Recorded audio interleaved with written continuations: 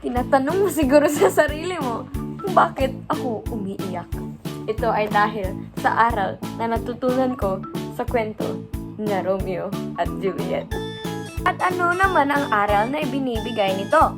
Ito ay tungkol sa kapangyarihan ng damdamin ng tao at kung paano ito magdudulot sa iyo ng pinakamaganda at pinakamasamang karanasan sa iyong buhay.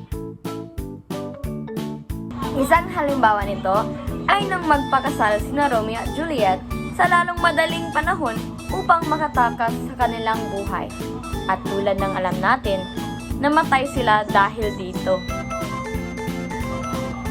Mahalagang malaman natin ang araling ito upang maunawaan na ang ating mga damdamin ay mahalaga sa paggawa ng mga desisyon at iyon ang dahilan kung bakit dapat nating binabantayan ang mga damdamin natin.